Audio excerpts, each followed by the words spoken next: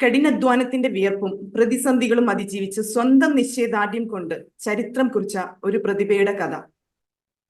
ചെറുപ്പകാലം മുതൽ തന്നെ ഒരുപാട് ആരോഗ്യ പ്രശ്നങ്ങളും പ്രാരബ്ധങ്ങളും അതിജീവിച്ച് മത്സ്യ കച്ചവടവും ജീവിതമാർഗമാക്കിയ ഒരു സാധാരണ കോഴിക്കോട്ടുകാരൻ.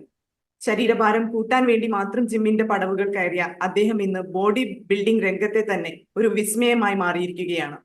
പരാജയങ്ങളിൽ തളരാതെ 2005 മുതൽ തുടർച്ചയായി 10 വർഷത്തെ കഠിന പ്രയത്നത്തിലൂടെ മെഡലുകൾ വാരിക്കൂട്ടിയ സബീർ അലി ഇന്ന് മിസ്റ്റർ കോഴിക്കോട്, മിസ്റ്റർ കേരള പദവികളൊക്കെ കടന്ന് masters, mister India, champion of champions പദവിയിൽ എത്തി നിൽക്കുന്നു. ആ വലിയൊരു പോരാട്ടത്തിന്റെ യു-ടേണിന്റെ കഥ നമുക്ക് അദ്ദേഹത്തിൽ നിന്ന് തന്നെ കേൾക്കാം. Welcome Sabeer Ali. Thank U Rajitha. പലരും ജിമ്മിലേക്ക് പോകുന്നത് ശരീരം മാറ്റാനാണ്, പക്ഷേ ചിലപ്പോൾ അത് മനസ്സിനെയും ജീവിതത്തെയും മാറ്റിമറിക്കാറുണ്ട് പലരുടെയും. താങ്കളുടെ കാര്യത്തിൽ ഒരു മെലിഞ്ഞ ശരീരത്തിൽ നിന്ന് ആത്മവിശ്വാസമുള്ള വ്യക്തിത്വത്തിലേക്ക് ആ മാറ്റം എപ്പോഴാണ് ആരംഭിച്ചത്? ഞാൻ ഓർമ്മ വെച്ച കാലം മുതൽ തന്നെ ഒരുപാട് നേരത്തെ മാം പറഞ്ഞ പോലെ തന്നെ ആരോഗ്യ പ്രശ്നങ്ങളുമായിട്ട് നടന്നൊരു വ്യക്തിയായിരുന്നു.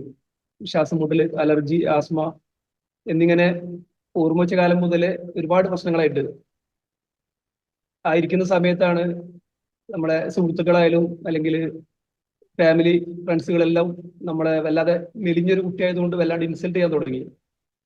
ആരും സത്യം പറയുകയാണെങ്കിൽ പേര് വിളിക്കാറില്ല, മെലിഞ്ഞ കുട്ടി അല്ലെങ്കിൽ എല്ലും കോലി ഇങ്ങനെയുള്ള പേരുകൾ തന്നെ വിളിക്കാറുള്ളൂ.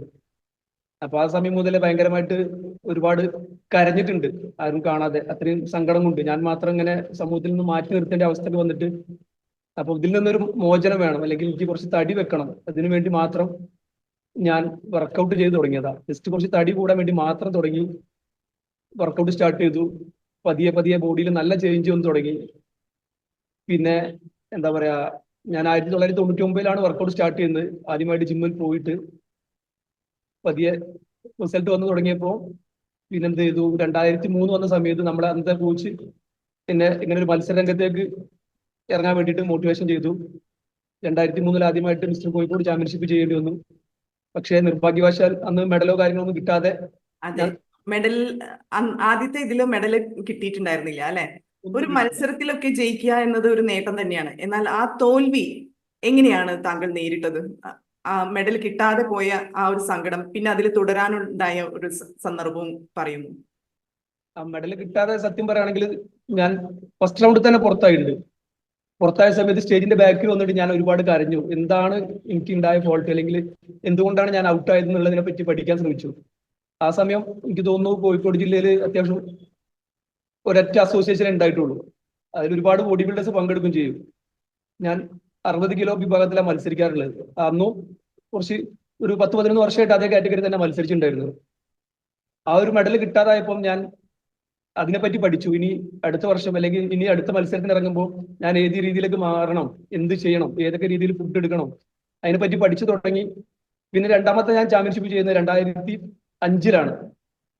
5 ചെയ്തു. പിന്നെ 2015 വരെ തുടർച്ചയായിട്ട് 10 വർഷം നേരത്തെ പറഞ്ഞതുപോലെ തന്നെ 60 കിലോ വിഭാഗത്തിൽ ഫസ്റ്റ് നേടാൻ പറ്റി. എനിക്ക് തോന്നുന്നു കോഴിക്കോട് ജില്ലയിൽ തുടർച്ചയായിട്ട് 10 വർഷം മത്സരിച്ച ഓരോ കാറ്റഗറിയിൽ മത്സരിച്ച ആദ്യത്തെ വ്യക്തി ഞാനായിരിക്കും തോന്നുന്നുണ്ട്. ഓക്കെ, അപ്പൊ പലർക്കും ഒരു വർഷം പോലും ഒരു ലക്ഷ്യത്തിൽ സ്ഥിരത പുലർത്തുക വളരെ ബുദ്ധിമുട്ടുള്ള ഒരു കാര്യമാണ്. അപ്പൊ എങ്ങനെയാണ് ഒരു ദശാബ്ദത്തോളം, ഒരു 10 വർഷം തുടർച്ചയായി അച്ചടക്കത്തോടെയും പ്രതിബദ്ധതയോടെയും മുന്നോട്ട് പോകാൻ താങ്കളെ സഹായിച്ചത് എന്താണ്? സത്യം പറയുകയാണെങ്കിൽ എന്റെ ഈ ബോഡി ഹൈറ്റും ഇതൊക്കെ വെച്ചിട്ട് ശരിക്കും ഞാൻ 60 കിലോയിലല്ല മത്സരിക്കേണ്ടത്. എനിക്ക് തോന്നുന്നു, എന്റെ അറിവ് ശരിയാണെങ്കിൽ ഞാൻ സ്റ്റേജിൽ ഒരു 75-80 kg മത്സരിക്കണം. പക്ഷെ നമ്മുടെ സാഹചര്യങ്ങളും സാമ്പത്തികങ്ങളും ഒരുപാട് പ്രയാസപ്പെട്ടതുകൊണ്ട് എനിക്ക് ബോഡി ബിൽഡിംഗ്, അതായത് നമ്മൾ ഓഫ് സീസൺ എന്ന് പറയും, മത്സരത്തിന് കുറച്ച് മുൻപ് നല്ല ഭക്ഷണങ്ങളൊക്കെ കഴിച്ചിട്ട് നന്നായിട്ട് ബോഡി വെയിറ്റ് കൂട്ടണം, മസിൽ മാസ് കൂട്ടണം. അപ്പൊ എന്റെ അന്നത്തെ സാഹചര്യം കൊണ്ട് എനിക്ക് അതൊന്നും പറ്റാറില്ല. കാരണം ഞാൻ എന്നും ഒരേ ലെവലിൽ ബോഡി മെയിൻറ്റെയിൻ ചെയ്ത് പോകാറാണ് പതിവ്. ബോഡി ബിൽഡിങ്ങിന് അല്ലെങ്കിൽ മസിൽ ഗെയിനിങ്ങിനൊന്നും പ്രത്യേകം സപ്ലിമെന്റോ കാര്യങ്ങളൊന്നും വാങ്ങിക്കാൻ പറ്റാത്തതുകൊണ്ട് ഒരു ലെവലിൽ അങ്ങനെ പോകും. ഈ മത്സരത്തോടുള്ള ഇഷ്ടം കൊണ്ട് മാത്രം ആ സമയത്ത് ഒരു 4-5 മാസം ഡയറ്റും കാര്യങ്ങളും ഫോളോ ചെയ്തൊരു ചെറിയ രീതിയിൽ നമ്മളെ കൊണ്ട് പറ്റുന്ന രീതിയിൽ തട്ടിക്കൂട്ടി ഒരു ചെറിയ രീതിയിൽ ചെയ്തു തുടങ്ങിയതാണ്. പിന്നെ പതിയെ പതിയെ എന്താ പറയാ, നമുക്ക് സപ്ലിമെന്റ് ആയാലും അല്ലെങ്കിൽ നല്ല നല്ല ഫുഡ് മേടിച്ച് കഴിക്കാൻ പറ്റുന്ന രീതിയിലേക്ക് മാറിയപ്പോൾ അത്യാവശ്യം നല്ല രീതിയിൽ തന്നെ ചെയ്തു തുടങ്ങി. അന്ന് അങ്ങനെ താങ്കളുടെ ജീവിതമാർഗം എന്തായിരുന്നു? ഞാൻ നേരത്തെ ആ ഒരു കാലഘട്ടത്തിൽ, ഇനീഷ്യൽ കാലഘട്ടത്തിൽ ഇപ്പൊ പറഞ്ഞല്ലോ താങ്കൾ സപ്ലിമെന്റ് മേടിക്കാനും ഒക്കെ ബുദ്ധിമുട്ടിയിരുന്നു എന്ന് പറഞ്ഞിരുന്ന സമയത്ത്? ഞാൻ 8ാം ക്ലാസ് മുതലേ ഞാൻ മീൻ കച്ചവടത്തിന് പോവാറുണ്ട്. എന്റെ ഉപ്പൊക്കെ മീൻ കച്ചവടമാണ് പണി. അപ്പോ ഇപ്പൊ മീൻ കച്ചവടം കഴിഞ്ഞ് വരുന്ന സമയത്ത് കുറച്ച് ബാലൻസ് ഒക്കെ വരുന്ന സമയം ഞാനാ കൊണ്ടുപോവുക. ഞാൻ സ്കൂളിലൊക്കെ പോയി വന്നു കഴിഞ്ഞാൽ ഞാനത് കൊണ്ടുപോയി കച്ചവടം ചെയ്തു കൊടുക്കും. അന്ന് മുതലേ എനിക്ക് ഇഷ്ടമാണ് ഈ ഒരു ഇത്. പിന്നെ ഈ ഒരു മേഖല തിരഞ്ഞെടുക്കാണ്ടായ മറ്റൊരു കാരണം എന്താണെന്ന് വെച്ചാൽ നമ്മൾ ആരോഗ്യ പ്രശ്നങ്ങൾ, ഞാൻ നേരത്തെ പറഞ്ഞ ആരോഗ്യ പ്രശ്നങ്ങളായിട്ട് നമുക്ക് മറ്റൊരാളുടെ കീഴിൽ ഒരു ജോലിക്കും പോകാൻ പറ്റില്ല. കാരണം ആഴ്ചയിൽ 2-3 ദിവസം എന്റെ അസുഖം കാരണം ലീവ് ആക്കേണ്ടി വരും. അങ്ങനെ വന്നിട്ടുണ്ട്. ഞാൻ 1-2 ജോലിക്ക് പോയിട്ടുണ്ട്. 2 വീലർ വർക്ക്ഷോപ്പിൽ പോയിട്ടുണ്ട്. പിന്നെ ഒരു സ്പ്രേ പെയിന്റിങ്ങിന്റെ പണിക്ക് പോയിട്ടുണ്ട്. അവിടെയൊക്കെ 2-3 ദിവസം ആഴ്ചയിൽ ലീവ് ആവുന്ന സമയത്ത് തന്നെ നമ്മളെ മുതലാളിമാർ ഒരുപാട് വഴക്ക് പറയും. അങ്ങനെ ഇരിക്കുന്ന സമയത്താണ് എന്റെ ഉപ്പ പറഞ്ഞത്, നമുക്ക് ഇങ്ങനെ ഒരു ജോലി തിരഞ്ഞെടുത്താൽ നമുക്ക് സുഖമില്ലാത്ത പ്രശ്നങ്ങളോ കാര്യങ്ങളോ വരാണെങ്കിൽ നമ്മൾ കിടന്നുറങ്ങിയാൽ മതി, വേറെ ആരോടും ചീത്ത കേൾക്കൊന്നുമില്ല, നമുക്ക് മറ്റൊരാളുടെ സഹായം അല്ലെങ്കിൽ ആശ്രയം വേണ്ട എന്ന് പറഞ്ഞിട്ടാണ് ഞാൻ ഈ ഒരു ജോലി തിരഞ്ഞെടുത്തതും. ഓക്കെ. അപ്പൊ ഈ ശരീരഭാരം കൂട്ടി മത്സരിച്ചപ്പോഴുള്ള വെല്ലുവിളികൾ എന്തൊക്കെയായിരുന്നു? 60 കിലോ, 65 കിലോ, പിന്നെ 70 കിലോ വിഭാഗങ്ങൾ, അങ്ങനെ മാറി മാറി എടുത്തു പറഞ്ഞു. ശരീരഭാരവും അതോടൊപ്പം മാസ് ബിൽഡിംഗ് അല്ലെ എന്നത് എത്രത്തോളം കഠിനമായിരുന്നു? അതിനായി എന്തൊക്കെ ഡയറ്റ്, വർക്കൗട്ട് മാറ്റങ്ങൾ, ദിനചര്യകൾ, എന്തൊക്കെ മാറ്റങ്ങൾ വരുത്തേണ്ടി വന്നു? ഞാൻ ഓൾറെഡി എനിക്ക് തോന്നുന്നു കോഴിക്കോട് എല്ലാവരും അറിയപ്പെടുന്ന ഒരു ചെറിയൊരു ബോഡി ബിൽഡർ ആണ്. പക്ഷെ നേരത്തെ പോലെ തന്നെ ഞാൻ ചെറിയ രീതിയിൽ, അതായത് ഒരു 60 കിലോ 65 കിലോ മാത്രം അങ്ങനെ മത്സരിച്ചുകൊണ്ടിരിക്കുന്ന ഒരാൾ കൂടിയാണ്. അങ്ങനെ ഇരിക്കുന്ന സമയത്താണ് ഈ കഴിഞ്ഞ വർഷം, അതായത് എനിക്ക് തോന്നുന്നു കഴിഞ്ഞ ജൂൺ 15 സമയത്താണ് നമ്മൾ ഇങ്ങനെ ഒരു മത്സരത്തിന് വേണ്ടി പ്രിപ്പറേഷൻ സ്റ്റാർട്ട് ചെയ്യുന്നത്. എന്റെ കോച്ചാണ് ഇവൻ, അല്ല ഈ ബാബു എന്നും ഈ 60 കിലോയിൽ മത്സരിച്ച് വെറും mister Kozhikode, mister Kerala medal മാത്രം നേടിയാൽ പോരാ, അവനെ കുറച്ചും കൂടി ഉയർന്ന നിലയിലേക്ക് കൊണ്ടുവരണം എന്ന് പറഞ്ഞിട്ട് എന്റെ കോച്ചാണ് നിർണായകമായിട്ട് എന്നെ സഹായിച്ചതും. എന്താ പറയാ, ഈ രീതിയിലേക്ക് എനിക്ക് ഡയറ്റ് ആയാലും അല്ലെങ്കിൽ വർക്കൗട്ട് ആയാലും എനിക്ക് തോന്നുന്നു ഞാൻ പരിചയമുള്ള ഒരു ബോഡി ബിൽഡേഴ്സിന് കിട്ടാത്തൊരു സൗഭാഗ്യമാണ് എനിക്ക് കിട്ടിയത്. എന്റെ കോച്ച് മിൽജിത്ത്, എന്റെ പാർട്ണർ കൂടാണ്. ആള് രാവിലെ എനിക്ക് തോന്നുന്നു ഒരു 6 മണിയാകുമ്പോൾ എന്നെ വിളിക്കും. ഒരാൾ വന്നിട്ട് എന്റെ വീട്ടിൽ വന്ന് കൂട്ടി കൊണ്ടുപോകും വർക്കൗട്ട് ചെയ്യാൻ വേണ്ടിയിട്ട്. വർക്കൗട്ട് കഴിഞ്ഞ് വീട്ടിൽ കൊണ്ടുവന്ന് ആക്കും, തിരിച്ചു പോയിട്ട് വീണ്ടും അടുത്ത വർക്കൗട്ടിന് വരും. ഫുൾ, അതായത് എനിക്ക് തോന്നുന്നു ഒരു ബോഡി ബിൽഡേഴ്സിന് കിട്ടാത്തൊരു സപ്പോർട്ടാണ് എനിക്ക് എന്റെ കോച്ച് മിൽജിത്ത് തന്നത് എല്ലാ സമയവും. അതായത് ആളുടെ ജോലി വരെ, പേഴ്സണൽ കാര്യങ്ങൾ വരെ മാറ്റി വെച്ചിട്ട് ഫുൾ ടൈം എന്റെ കൂടെ തന്നെ ആയിരുന്നു, ഈ ഒരു മത്സരത്തിന് തുടങ്ങി മുതൽ അവസാനം വരെ. ഓക്കെ. പലരും പ്രായമാകുമ്പോൾ ഫിറ്റ്നസ് കാര്യങ്ങൾ നിർത്തിവെക്കാറാണ് പതിവ്. എന്നാൽ താങ്കൾ masters, mister India, champion of champions വരെയായി തിളങ്ങി നിൽക്കുന്നു. പ്രായം വെറും അക്കങ്ങൾ മാത്രമാണെന്ന് തെളിയിച്ച താങ്കൾക്ക് ഈ കാറ്റഗറിയിലെ ഈ വലിയ നേട്ടങ്ങളെ എങ്ങനെയാണ് ഈ പ്രായത്തിൽ ചെയ്യാൻ സാധിക്കുന്നതും നോക്കിക്കാണുന്നതും? മത്സരിക്കാൻ പോകുന്ന സമയത്ത് 2-3 ഫ്രണ്ട്സുകളാണ് നമ്മൾ പോകുന്നത്. ആ പോകുന്ന സമയത്താണ് ഇത്തവണ മാസ്റ്റേഴ്സിൽ കൂടെ മത്സരിക്കാം എന്ന് പറഞ്ഞത്. ഞാൻ പറഞ്ഞു ഓക്കെ, കാരണം അവർ പറഞ്ഞ എനിക്ക് എതിർപ്പൊന്നും പറയാൻ പറ്റില്ല, അനുസരിച്ചേ പറ്റൂ. അപ്പം ഒന്ന്, എനിക്ക് ഇത്ര ഏജ് ആയത് മറ്റുള്ളവർ അറിയണം, ഈ ഏജിൽ നമ്മൾ ചെയ്യുന്നുണ്ട് എന്നുള്ളത് അറിയിക്കണം. അങ്ങനെ പോയി മത്സരത്തിന് വേണ്ടിയിട്ട് നമ്മൾ മാസ്റ്റേഴ്സിൽ പേര് കൊടുത്ത സമയത്ത് മത്സരം നടത്തുന്ന സംഘാടകർക്ക് അത്ഭുതം. ഞാൻ മാസ്റ്റേഴ്സ് അല്ല, എന്നെ മത്സരിപ്പിക്കാൻ ബുദ്ധിമുട്ടാണെന്നാണ് അവർ പറഞ്ഞത്. അങ്ങനെ എന്റെ ആധാർ കാർഡും ലൈസൻസും എല്ലാ പേപ്പേഴ്സും സബ്മിറ്റ് ചെയ്തതിനു ശേഷമാണ് ഇന്നെ ഈ മാസ്റ്റേഴ്സ് കാറ്റഗറിയിൽ മത്സരിപ്പിച്ചത് തന്നെ. മത്സരിച്ചു. ജനുവരി 10-ാം തീയതി mister Kozhikode masters champion of champion ആയി. അതുപോലെ തന്നെ അന്ന് തന്നെ സീനിയേഴ്സ് ഓപ്പൺ ബോഡി ബിൽഡിംഗ് ഉണ്ട്, ഓപ്പൺ ബോഡി ബിൽഡിംഗിൽ 70 kg ചാമ്പ്യനായി. തൊട്ടടുത്ത ദിവസം പിന്നെ ജനുവരി 11-ാം തീയതി മിസ്റ്റർ കേരള, ഇതുപോലെ തന്നെ masters champion of champion 70 kg open body ബിൽഡിംഗിൽ ചാമ്പ്യനായി. അടിപൊളി. ഇതെല്ലാം ഈ ഒരു വർഷത്തെ നേട്ടമാണ് അല്ലെ? ജനുവരി, ഫെബ്രുവരി മാസങ്ങളിലുള്ള നേട്ടങ്ങളെ കുറിച്ചാണ് താങ്കൾ ഇപ്പൊ പറഞ്ഞത്. അതെ അതെ അതെ. അപ്പൊ ഇതേപോലെ തന്നെ ബോഡി ബിൽഡിങ്ങിൽ മസിലുകൾ ഉണ്ടാക്കുന്നത് പോലെ തന്നെ ഒരു പ്രധാന കാര്യമാണ് ഈ പോസിങ് അല്ലെ? ബെസ്റ്റ് പോസർ അവാർഡ് പോലും താങ്കൾക്ക് ലഭിക്കുകയുണ്ടായി.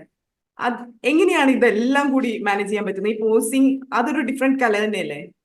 തീർച്ചയായിട്ടും. എനിക്ക് തോന്നുന്നു എന്റെ ഓർമ്മ ശരിയാണെങ്കിൽ ഞാൻ ചെറുപ്പം മുതലേ ഇതിനെ ഭയങ്കരമായിട്ട് സ്നേഹിക്കുന്ന ഒരാളാണ്, ബോഡി ബിൽഡിംഗ്. ആ സ്നേഹിക്കുന്നതുകൊണ്ട് തന്നെ ഞാൻ എപ്പോഴും ഫ്രീ ആയിരിക്കുന്ന സമയത്ത്, ഇപ്പൊ ഇന്ന് തന്നെ വീട്ടിൽ പോയി കഴിഞ്ഞാലും വീട്ടിന്റെ ആൾമാരുടെ ക്ലാസ് കണ്ടു കഴിഞ്ഞാലും ഞാൻ 10 വട്ടെങ്കിലും പോസ് ചെയ്ത് നോക്കും.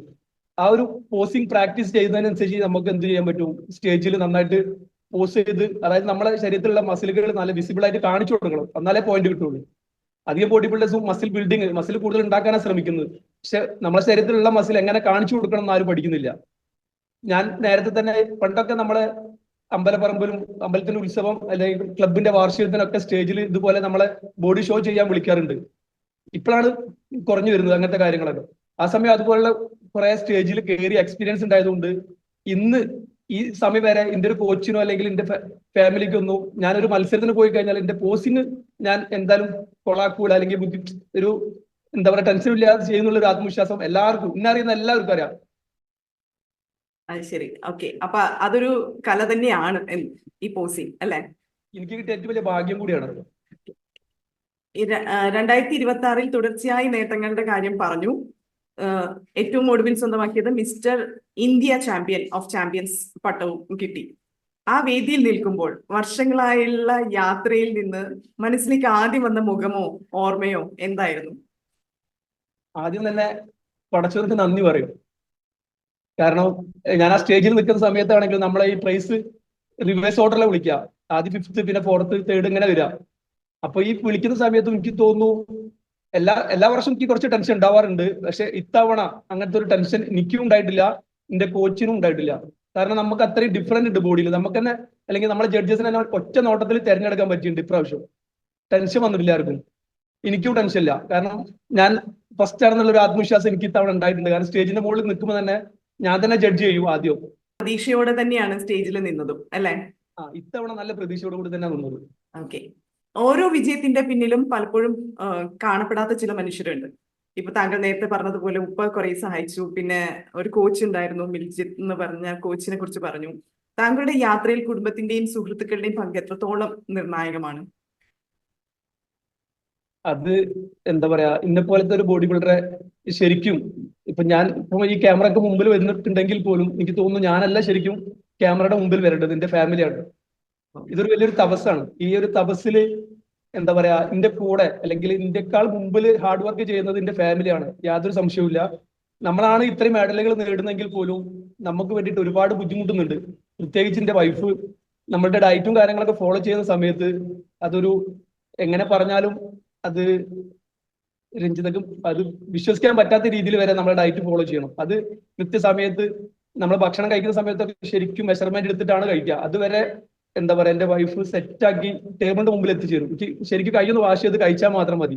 ആ രീതിയിലേക്കാണ് എന്റെ വീട്ടുകാര്, ഉമ്മ ആയാലും എന്റെ വൈഫായാലും പിന്നെ മക്കൾ 3 പേര് മക്കളുണ്ട്. ഈ 3 മക്കൾ വരെ ഞാൻ ചില സമയത്ത് എന്താ പറയാ കുറെ മാസങ്ങളോളം ഡയറ്റ് ഫോളോ ചെയ്യുന്ന സമയത്ത് എന്തെങ്കിലും കുറച്ച് ചിപ്സോ അല്ലെങ്കിൽ കുറച്ച് മിക്സർ എന്തെങ്കിലും എടുത്ത് കഴിക്കുമ്പോൾ പോലും എന്റെ കുഞ്ഞു മോള് പറയും അത് കഴിക്കാൻ പറ്റില്ല, അപ്പൊ അത് പറ്റൂല, നമ്മൾക്ക് ഡയറ്റ് അല്ലേ, മത്സരം വരുന്നില്ല എന്നെ ഓർമ്മപ്പെടുത്തും. അത്രയും സപ്പോർട്ടാണ് മക്കളായാലും വൈഫായാലും ഉപ്പായാലും ഉമ്മ ആയാലും.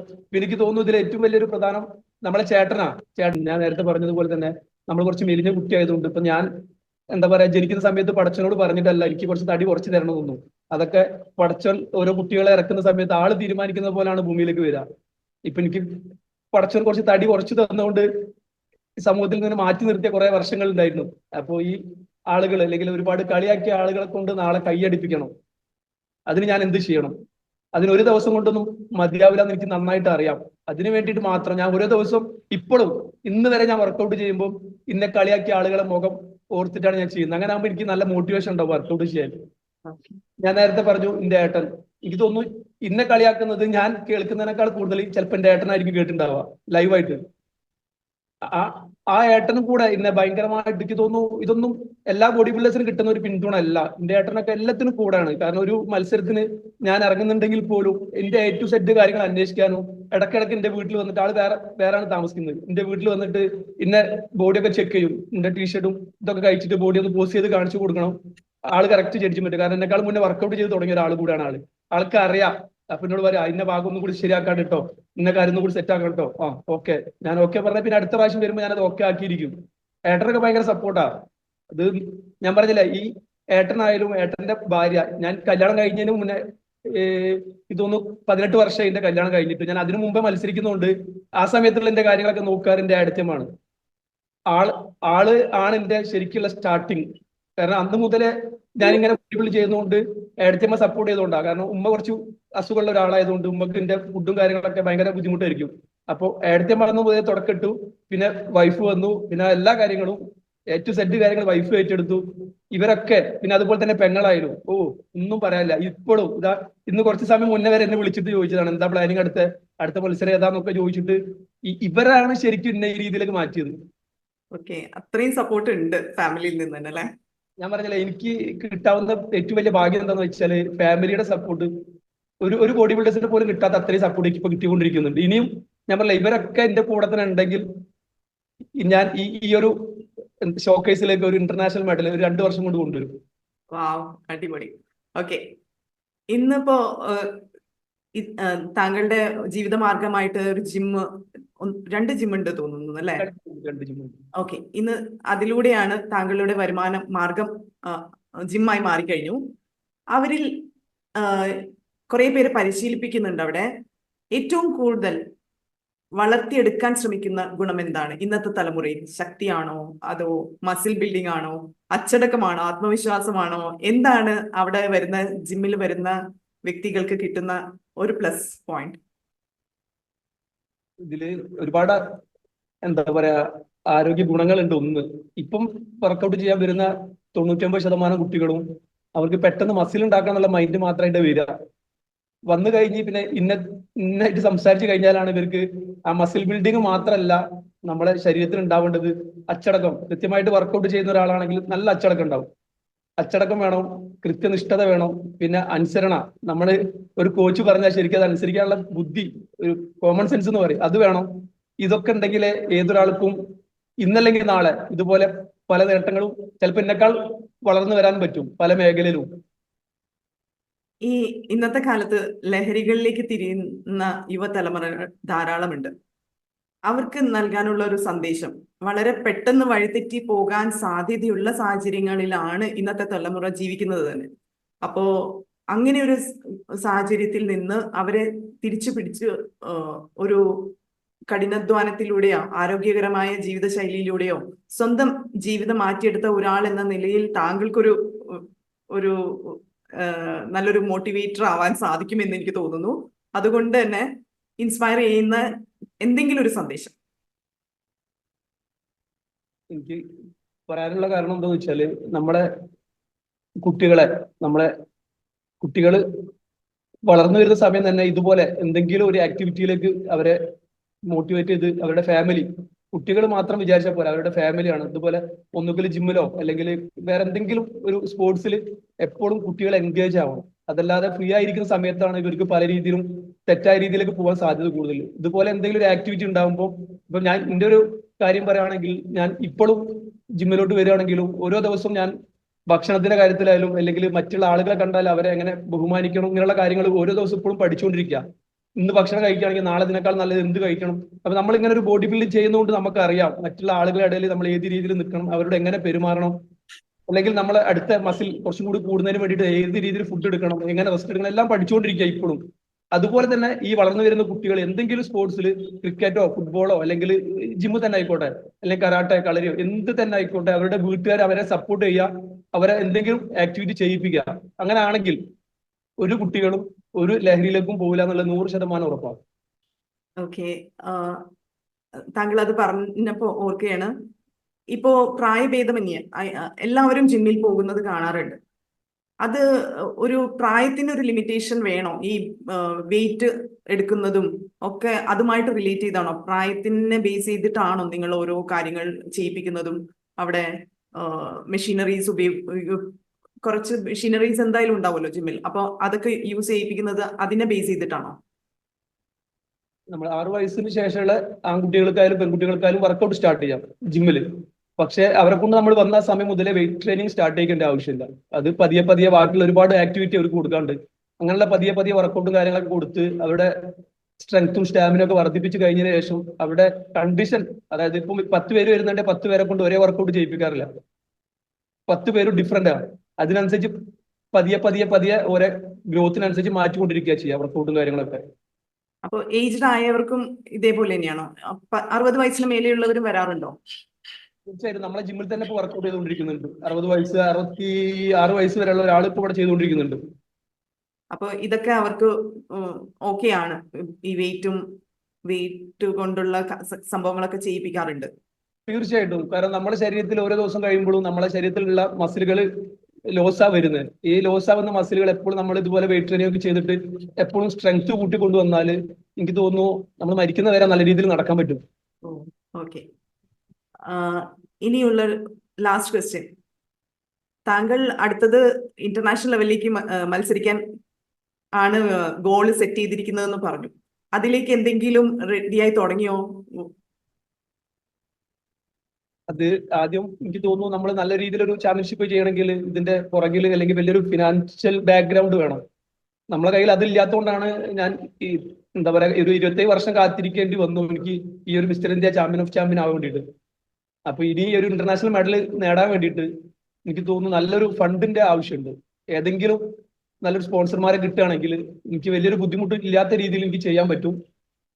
ബാക്കിയൊക്കെ ഞാൻ നേരത്തെ എപ്പോഴും പറയുന്ന പോലെ തന്നെ പടച്ചോന്റെ അനുഗ്രഹം കൂടി ഉണ്ടെങ്കിൽ നല്ലൊരു സ്പോൺസർമാരെ കണ്ണിൽ ഞാൻ പെടുകയാണെങ്കിൽ ഞാൻ എന്തായാലും ഒരു ഇന്റർനാഷണൽ മെഡൽ ഇവിടെ കൊണ്ടുവന്നിരിക്കും. യാതൊരു സംശയവും വേണ്ട. ഓക്കെ, അപ്പോ എന്തായാലും പഠിച്ചവന്റെ അനുഗ്രഹത്തോടു കൂടി തന്നെ ഒരു നല്ലൊരു സ്പോൺസർ കിട്ടും എന്ന് തന്നെ പ്രതീക്ഷിക്കുന്നു. ഒരു ചോദ്യം കൂടി. ഈ ജീവിത സാഹചര്യങ്ങൾ പലപ്പോഴും സ്വപ്നങ്ങൾക്ക് തടസ്സമാണെന്ന് കരുതുന്ന സാധാരണ കുടുംബത്തിലെ കുട്ടികളുണ്ട്. അതിൽ നിന്ന് താങ്കളുടെ സ്വന്തം ജീവിതാനുഭവത്തിൽ നിന്ന് നൽകാൻ ആഗ്രഹിക്കുന്ന ഒരു സന്ദേശം. ജീവിത സാഹചര്യങ്ങളല്ല, മറിച്ച് എന്താണ് താങ്കളുടെ രീതിയിൽ നോക്കി കാണുമ്പോൾ? അങ്ങനെ തോന്നുന്ന ഏതെങ്കിലും കുട്ടികൾ, അതായത് നമ്മളൊരു സാധാരണക്കാരനാണ്, എനിക്ക് ഒന്നും നേടാൻ കഴിയില്ല അല്ലെങ്കിൽ എനിക്ക് ഒന്നും ആവാൻ പറ്റൂല എന്നുള്ള കുട്ടികൾ ആദ്യം എന്റെ പേര് കോഴിക്കോട് വന്ന് അന്വേഷിച്ചാൽ എല്ലാവരും പറഞ്ഞു തരും. സബീർ അലി അല്ലെങ്കിൽ ബാബു എന്ന് പറഞ്ഞാലേ എല്ലാവർക്കും അറിയുള്ളൂ. ഈ ബാബു എന്ന ബോഡി ബിൽഡറെ പറ്റി പഠിച്ചു കഴിഞ്ഞാൽ എല്ലാവർക്കും മനസ്സിലാക്കാൻ പറ്റുന്ന ഒറ്റ കാര്യമുള്ളൂ. ഇയാളെപ്പോലത്തെ സീറോയിൽ നിന്ന് തുടങ്ങി ഒരു mister India champion of champion ഇയാളായിട്ടുണ്ടെങ്കിൽ ഏതൊരു കുട്ടികൾക്കും എന്തും ആവാം എന്നുള്ളതിന്റെ തെളിവാണ് ഞാൻ. കാരണം ഞാൻ നേരത്തെ പറഞ്ഞതുപോലെ തന്നെ അത്രയും ഫിനാൻഷ്യൽ പ്രോബ്ലം ഉള്ള ഒരാളാണ് ഞാൻ. ഒരുപാട് പ്രശ്നങ്ങൾ നേരിട്ടിട്ടും ഒരു മുട്ട പോലും വാങ്ങി കഴിക്കാൻ പറ്റാത്ത കാലത്താണ് നമ്മൾ ഈ ബോഡി ബിൽഡിംഗ് ചെയ്ത് തുടങ്ങിയത്. അന്നത്തെ സാഹചര്യത്തിൽ അങ്ങനെ തന്നെ കഴിച്ചു തുടങ്ങി. അതായത് കിട്ടുന്ന ഒരു മുട്ട ആണെങ്കിൽ ആ ഒരു മുട്ട കഴിച്ചു തുടങ്ങി പതിയെ പതിയെ പതിയെ പിന്നെ നമ്മളൊക്കെ ജോലിക്ക് പോയി കുറച്ചും കൂടി സെറ്റായി വന്നതിന് ശേഷം നമ്മളെ സാഹചര്യത്തിനനുസരിച്ച് മാറിയിട്ടാണ് ഇപ്പൊ ഈ നിലയിലെത്തിയത്. അതുകൊണ്ട് നമ്മളെ കയ്യിൽ പൈസ ഇല്ല അല്ലെങ്കിൽ നമ്മളെ കൊണ്ട് ഒന്നും പറ്റൂല എന്ന് പറഞ്ഞ് ആരും അടങ്ങിയിരിക്കേണ്ട ആവശ്യമില്ല. നമ്മളെ കൊണ്ട് പറ്റാവുന്ന രീതിയിൽ ചെയ്തു തുടങ്ങാം. അങ്ങനെ തുടങ്ങിക്കഴിഞ്ഞാൽ നമ്മൾ എന്തെങ്കിലും ആഗ്രഹിച്ചിട്ടുണ്ടെങ്കിൽ അത് സാധിച്ചിരിക്കും. Big salute Sabeer Ali. Thank you. സ്വപ്നങ്ങൾക്ക് പ്രായമില്ലെന്ന് തെളിയിച്ച മാതൃക. പ്രതികൂല സാഹചര്യങ്ങളോട് പൊരുതി ജയിക്കാൻ മനസ്സുണ്ടെങ്കിൽ ഈ ലോകത്ത് അസാധ്യമായി ഒന്നുമില്ല എന്ന് സ്വന്തം ജീവിതം കൊണ്ട് തെളിയിച്ച വ്യക്തിത്വമാണ് സബീർ അലി. ഒരു സാധാരണ മത്സ്യത്തൊഴിലാളിയിൽ നിന്ന് തുടങ്ങി 2 ജിമ്മിന്റെ ഉടമയായി മാറിയ, ശരീരത്തിന്റെ ആരോഗ്യ പ്രശ്നത്തെയും സാമ്പത്തിക വെല്ലുവിളി എന്തൊക്കെയുണ്ടെങ്കിലും അത് കാറ്റിൽ പറത്തി അദ്ദേഹം നേടിയെടുത്ത ഓരോ മെഡലും ഇന്നത്തെ യുവതലമുറയ്ക്ക് വലിയൊരു പാഠപുസ്തകമാണ്. ലഹരികളിലേക്കും നിരാശയിലേക്കും വഴിതെറ്റി പോകുന്ന പുതുതലമുറയ്ക്ക് കഠിനാധ്വാനം, അച്ചടക്കം ഇത് രണ്ടുമുണ്ടെങ്കിൽ ഏത് കൊടുമുടിയും കീഴടക്കാം എന്ന് തെളിയിച്ച മിസ്റ്റർ ഇന്ത്യ സബീർ അലി. സ്വപ്നങ്ങളിലേക്ക് കുതിക്കാൻ പ്രായമോ പശ്ചാത്തലമോ ഒരു തടസ്സമല്ലെന്ന് നമ്മെ ഓർമ്മിച്ച സബീർ അലിക്ക് സോൾഫുൾ സ്റ്റോറീസിന്റെ ഹൃദയം നിറഞ്ഞ ആശംസകൾ. ഇനിയും ഒരുപാട് ഉയരങ്ങൾ കീഴടക്കാൻ സാധിക്കട്ടെ എന്ന് പ്രാർത്ഥനയോടെ. Thank you.